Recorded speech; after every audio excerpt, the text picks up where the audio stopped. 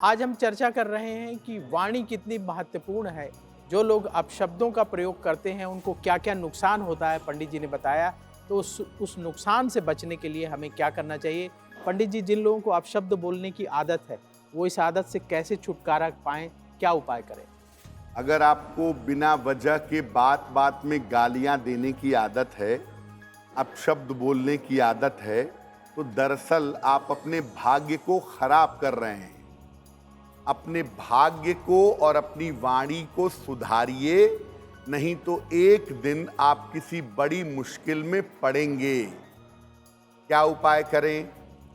प्रातः काल सूर्य भगवान को अर्घ दीजिए। रोज सुबह 10 बजे के पहले स्नान करके सूर्य देव को जल चढ़ाइए।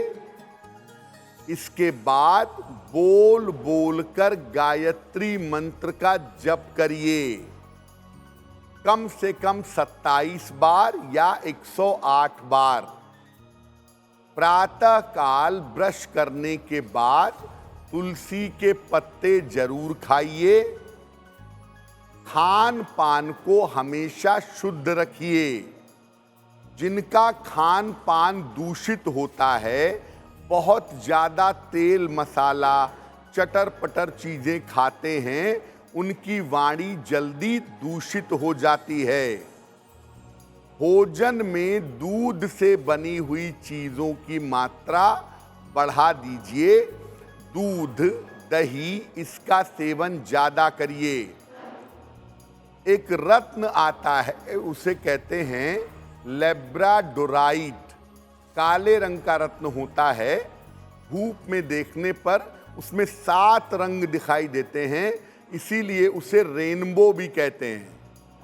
इसको आप अपने गले में लॉकेट बनवा के पहनिए।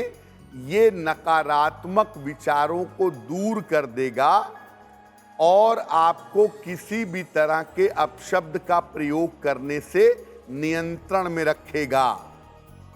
जिन लोगों के मुंह से जाने अनजाने गाली निकल जाती है, अपशब्द बोल देते हैं, ऐसे लोग हरे रंग का प्रयोग ज्यादा करें तो उससे भी इनको लाभ होगा। अब वक्त है ऐसा क्यों जानने का।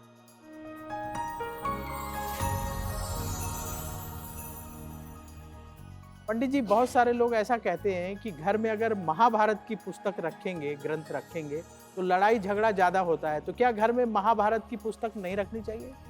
असल में लोगों का ऐसा मानना है कि महाभारत जो है उसमें युद्ध का बहुत वर्णन है, झगड़े लड़ाइयाँ हैं पूरे महाभारत में। इसलिए अगर महाभारत की पुस्तक घर में रखेंगे तो घर में महाभारत होगी, विवाद होंगे। देखिए, महाभारत की पुस्तक रखने से विवाद नहीं होते हैं। अगर ऐसा होता तो रामचरितमानस रखने से घर में राम राज्य आ जाता। ऐसा तो होता नहीं है। इसलिए महाभारत की पुस्तक आप घर में बिल्कुल रखिए। महाभारत की पुस्तक एक अद्भुत पुस्तक है, मानव जीवन को, धर्म को, आध्यात्म को समझने के लिए। इसलिए हर व्यक्ति को महाभारत की पुस्तक घर में रखनी चाहिए और महाभारत का अध्ययन भी करना चाहिए।